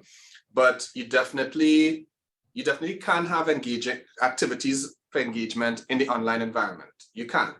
But that's why I suggest to people just put blended, because you're going to be using my learning in some form or fashion, and to avoid that, to be getting lost in the blurred lines, just put blended, because you don't want to say that it's face-to-face and then you have all this content and so on in the online environment, and it's not really, it's not face-to-face. Yeah, I agree with what Luke said there. I think that was the number quoted to me, 11 or 12 hours. Luke, how are you going? I haven't seen Luke in a while. Yeah, right. So yes. I just want to know if that's continuing. If it still stands. If that 11 or 12, whenever we see face-to-face, even next semester and stuff. Yes, it will stand until further notice. Still stands. Oh, okay, yes. Thanks, Luke. All right. Yeah. Lynette? All right. Okay, thanks very much then. That clears up. Okay. Yes, this is just for a little clarification on what you're saying. Is it because with online or even blended, you don't have to have synchronous sessions? No. That's it, right? So you can meaningfully engage students asynchronously. I mean, certainly Open Campus has been doing it very well for decades. Now, let me say this. But I'm getting... Go ahead. Yeah, so while I understand we are nowhere near Open Campus, is it that the university is discouraging asynchronous teaching in the online component, so that the online component requires that there is some sort of synchronous live interaction? Right. The short answer is no. The university is quite the opposite. So what the university is pushing is that if you're going online or even blended, that it comprises the best learning or teaching and learning experiences would comprise both synchronous and asynchronous activities. So you might have live lectures sometimes, or you might have some pre-recorded lectures, or you might have live activities, like you might meet for, if it's in a blended context, you might have students will have to meet for a lab, and then post in a discussion forum, which is an asynchronous activity. Right. So my recommendation is that you combine both synchronous and asynchronous elements to make your blended or online course the most rewarding or the most effective. Yeah. Because if it's just asynchronous, then students you don't know if students are going to be engaged. You can't, and some students need that real time, sometimes physical interaction, you know what I mean? So you want to make sure you address those learning needs along the way. Yes, I was just getting the sense that for the online aspect of the blended, there seemed to be a preference for synchronous, but I was thinking that certainly asynchronous is also valuable in terms of teaching. Yes, it is, and you're absolutely right. So like I said, blended is so broad. That's why, it's easy to say, just put blended. I'm not saying you should if your course is on face-to-face, but with blended, it gives you much more flexibility. Yeah. Paulson, just before we go to the next slide. A quick comment on this. So I hope I didn't give the impression that I was against asynchronous, because it's just that people understand what asynchronous is. And for example, some of your courses that you have when you're doing a PhD excellently develop asynchronous, where you have interaction going, you're following. So the online course we do for ethics approval. That's a very done that when I was at University of Tennessee. I've done it here. Right. On asynchronous course. You know, where the learning engagement is well designed, but to just read it and do some discussion forum and call it a class, that is what I feel is not call just it a class. Yes, yes. So I think maybe that's something that we could maybe offer in a subsequent workshop or webinar in terms of how to deliver a blended course. I think that might probably help to address that need. Yeah. Oh, Stephen, go right ahead. Hi, Justin. Hi, No, how just are you? to confirm, I'm all right. Mm-hmm. Just wanted to confirm that the high flex mode, that is already approved, and once we have everything in place, people can, faculties and departments can go ahead and plan accordingly. Yes, yes, but it takes a lot to get to that. So right. I would probably, I don't want to say avoid it until, you know, there's some clarification and confirmation and so on, but it's something to start thinking about and start putting things in place. So when you're ready to do it, because high flex takes a lot of preparation and, you know, like I mentioned, resources and team and so on and that kind of thing. So definitely I would encourage everyone to start thinking of it, because it is probably the direction that the university or 21st century education may be heading in as well. All right. Okay, thanks. And there are a lot of universities abroad that may offer, that do offer programs in the high flex mode. All right. Sometimes it's a separate thing. Sometimes it's a, when I say it's separate, online versus face-to-face, and sometimes it's a blend of the two through a high flex approach. All right. So learning objectives or learning outcomes. For those of you who may not know, so these really refer to any sort of skills or attitudes or knowledge that students will acquire by the end of your course or program. And we did send, we had what we call the TTT, all right, Tuesday teaching tips, where we elaborated on learning outcomes and so on. And we even had this workshop with Dr. Jones. Now, just very quickly, learning outcomes could be cognitive, meaning that it's all about what students know, all right? It can be related to the affective, so how they appreciate certain things, or how they, I wouldn't say appreciate, it's not measurable, but how they respond to certain things, how they internalize or value or, you know, organize certain things or bits of information. And then of course, psychomotor, this refers to the skill set. So what can they do? Can they build something? Will they be able to assess something? Will they be able to identify something? All right. Now, really, when it comes to learning outcomes, you want to focus on three things. What will students feel? So that's the affective.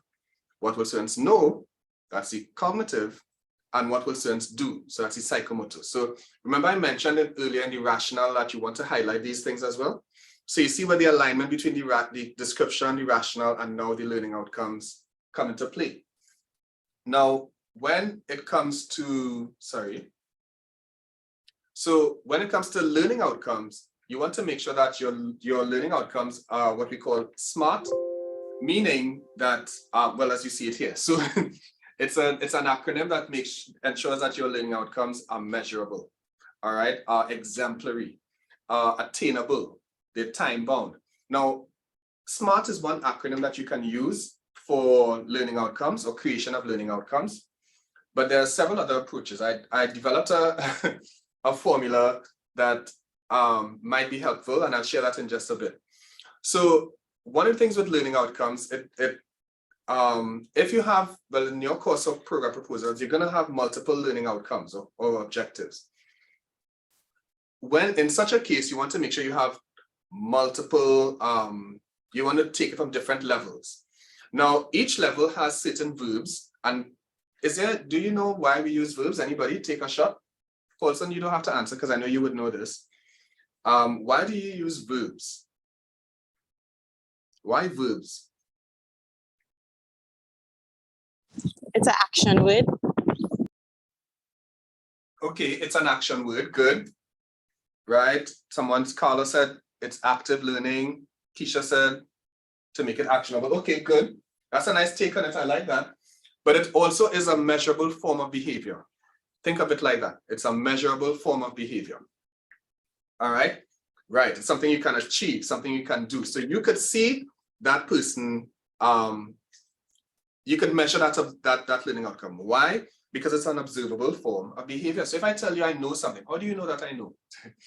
Right? Whereas if I tell you, hey, I could create X, Y, and Z, then okay, create it, right? So for each level, as I just saw in the previous taxonomy or hierarchy or order of thinking, skills, and so on, for each level you have different verbs that you may use. Some of them are here. Perhaps Mr. Mohammed could probably post some I know he has a link that produces that, all right? But he can post it later on in the session. But these are some verbs for each level that you might want to consider when creating your learning outcomes. So for example, by the end of this session, students will be able to describe the aspects, describe the symptoms of a particular condition. So we see that's under remembering. But then if you have multiple learning outcomes, you don't want to stick at the basic level of remembering. You want to kind of show a range. So you might want to include apply. So for example, by the end of this course, students will be able to use or apply X, Y, and Z theories in the creation of A, B, and C. All right. So those are more what we call higher order thinking skills. All right. Or well, skills, yeah. So so that's a big you definitely want to use those verbs that we see here, or produce, or design, or build. Those are I think the creative part of it is the highest order on the taxonomy. All right, so keep that in mind. So as I mentioned before, you want to start with a handle. By the end of this session or by the end of this course, you will be able to, or students will be able to, and then one time, bam, you start with the verb. So by the end of this course, students will be able to apply disease prevention methods in surgical procedures, right? Or by the end of the sessions, by the end of this course, students will be able to create or propose a model for A, B, and C. All right. Now, each learning outcome must start with a verb, because remember it's a list, and it must be one verb. So you can't have identify and apply, because then why would you not have identify and apply? Anybody could tell me? I'm not sure if Leticia is here. It's difficult to measure that because they may be able to do one and not the other. There you go, man. So that's perfectly, that you hit the nail on the head. All right, I see Carla said, can we use other learning taxonomies? You can definitely use other learning taxonomies. The easiest way, even if you don't want to get too caught up with the taxonomies, just think of an observable form of behavior. So in other words, what does the student need to do? So you know that you can, that learning has taken place, right? So if it's too abstract, then you know you can't use that. So they will be able to understand, or they will be able to appreciate. No, that's not measurable. If you understand it, you should be able to demonstrate it in some way, right? It must be a measurable, observable form of behavior. All right. And like I said, you want to use a range of verbs. Yes, Renelle, go right ahead. I was just going to say that the other reason why you wouldn't use two verbs, using your examples, identify and apply, is because identify is already subsumed in apply. Because you have a tier. So you can't apply something that you haven't identified or you haven't understood. So yeah. Precisely. Thank you so much for that. And that's absolutely true. You're absolutely right. And that's why it's higher on the taxonomy. All right. So because it encompasses that. In order for me to apply something, I must be able to identify it. I must be able to describe it. You know what I mean? So it's on that level. Now I'm looking at the time. All right. And I see, okay, so what we will do, wherever we stop at once I get through this part, I do have some aspects on the slide that speak to the financial and other aspects of that, but I don't have to go through those things because remember, we have a part 2. All right. So I'll try to wrap up in just a bit. Just give me a couple more minutes. But I want to get through the learning outcome, the learning objectives, and the pedagogical section of this, all right? So these are some examples we have here with exemplary learning outcomes. Notice it has here, so for example, the first example, list the steps in the embedding a video within a Microsoft presentation, or use SPSS in an Excel spreadsheet, or create learning outcomes for a lesson plan in IT training events. All right, notice it starts with the handle. By the end of this course, or by the end of this session, or by the end of this whatever, students will be able to, and bam, starts with the verb, and a measurable verb at that, observable form of behavior. So I put forward this formula for those of you who might be more statistical, or you like those scientific and so on. This works for me. So I tend to lean towards, this is just something I created to help me remember when I was learning to create learning outcomes. So you start with the handle. All right, that is standard. By the end of this course or module, participants or students will be able to, that's the handle. The verb, identify, create, assess, describe, whatever it might be. All right, and you might place a time. So by A, B, and C, or whatever that might be. And then the context. The context will be like the details. There's another model, A, B, C, D. That's another model that helps. And D in that case will be the details. All right. So it's very easy. So so to see, just to test your skills here, based on what we said, we're gonna have a little activity here, have some fun here, right? So I want you to assess the following learning outcomes, and feel free to use your mics to justify where necessary. Are we ready? Everybody who knows me knows I like a little game, a little something, All right. I see Mr. Mohammed place the learning outcome generator. So that's a good tool to help you along the way. All right. Thank you so much for that, Mr. Mohammed. So, I think this thing is, my answers are there already. So identify the steps in saving a Word document to a PDF. Why do you think this is exemplary?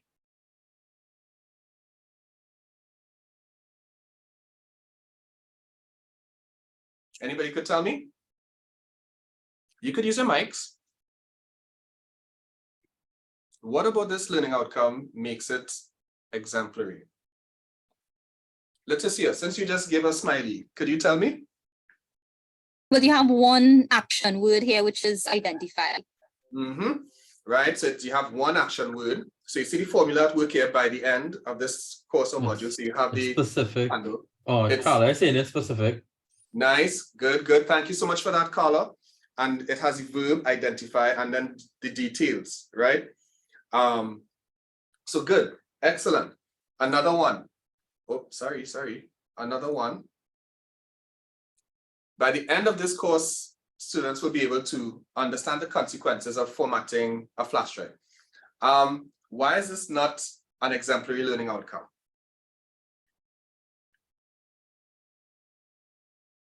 It's not measurable. Oh, Stephen, you were answering too. No. All right, yes, okay. You would know this as well. All right. All right. By the end of this course or module, participants will be able to list the main actions that individuals can take in securing their cyber safety. Why is this measurable or exemplary? I just gave the answer, it's measurable. List. All right, good. Right, Chris said you can observe understanding in many, okay, good. So, right, so you can observe understanding in many different ways, but then shouldn't you say the ways? You should be specific in the way, so you know that the student understands. You understand? So for example, Chris, if I wanted to know that you understand how to create learning outcomes, I would probably say, by the end of the session, you will be able to create learning outcomes.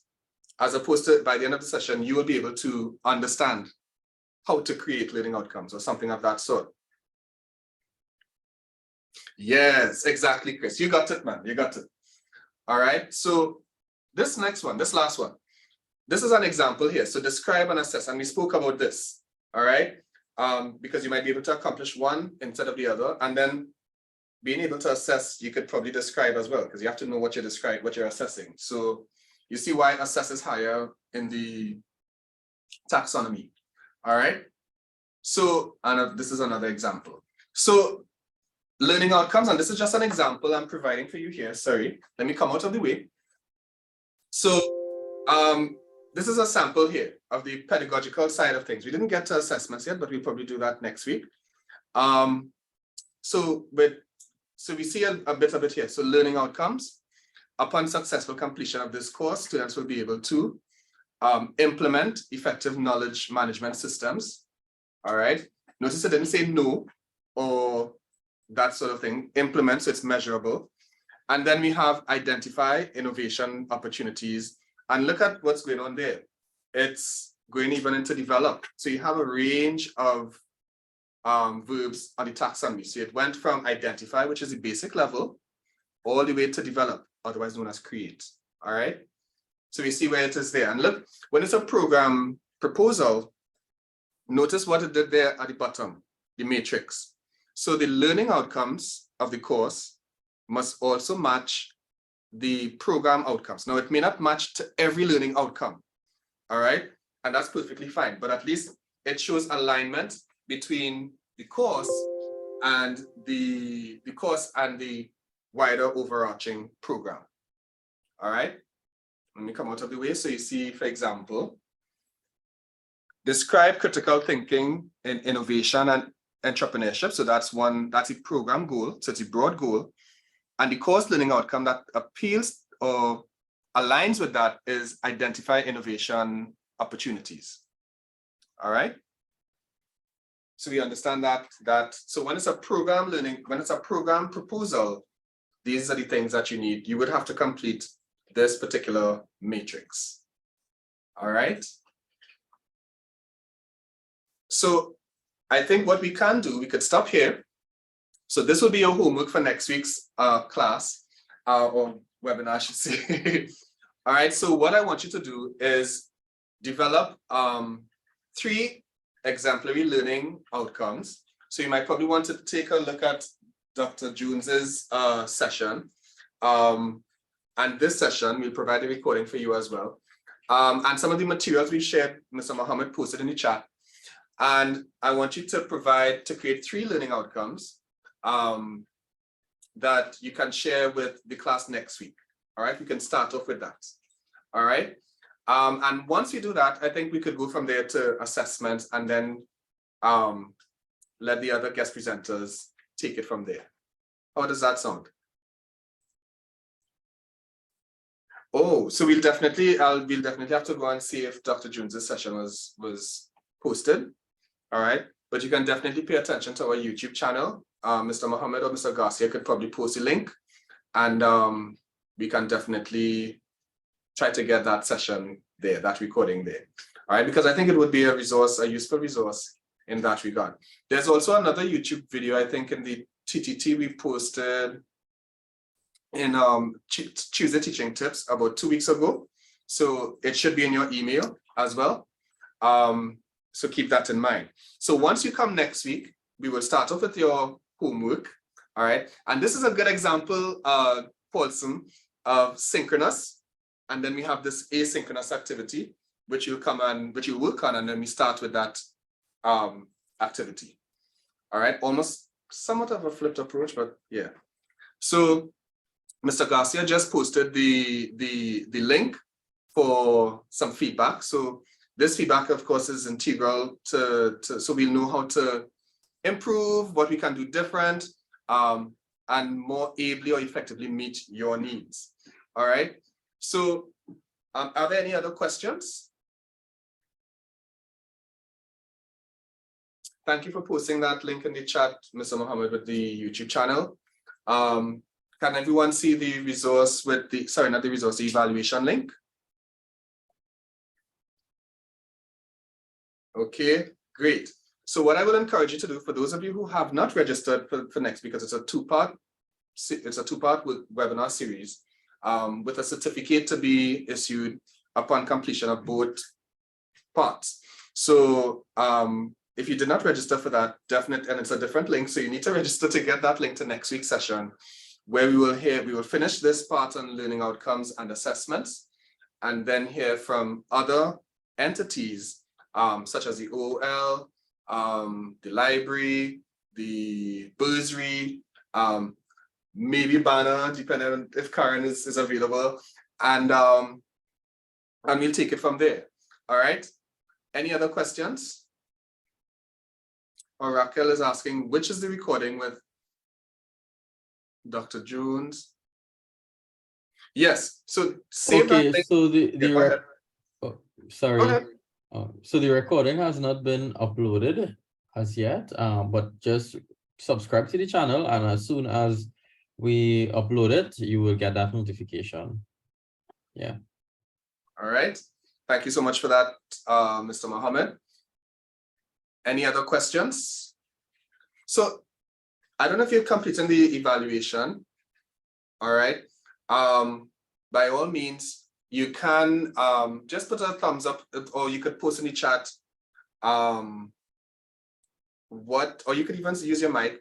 Anything you learned during the session today? Was it a productive session for you as we wrap up?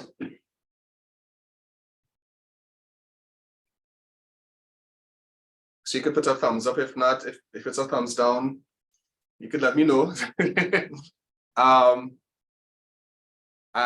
You could use your mic if you want. It might be shorter for some people to use their mics. But definitely you can let me know. Oh, Renelle, thumbs up. Thank you so much for that, Renelle. Leticia, yes, it was very informative. Yes. I'm not sure what what is that, Mark? Is it TVYM or TYVM? I can't remember. Oh, thank you. Ooh, I'm gonna steal that hashtag. All right. Mr. Garcia is looking at me like, wow. Yeah, that one flew over my head there. Like, I like that, Leticia. Thank you so much for that. Also understanding the proposal process. Excellent. I'm happy that this was productive for you. It was beneficial. And thank you to the entire CTL team. Mr. Garcia, Mr. Mohammed, Mr. Duku. You mightn't see all of them, but they're working behind the scenes. You'll see them in the participants list. All right, so thank you so much, everyone. And we look forward to seeing you next week at the same time for part 2. Make sure you register for it so you can get the link to that room, to that session. And we will start right where we left off today. All right, thank you so much for coming, everyone. Have a great day. Thank you so much, Lynette. Same to you, Laura.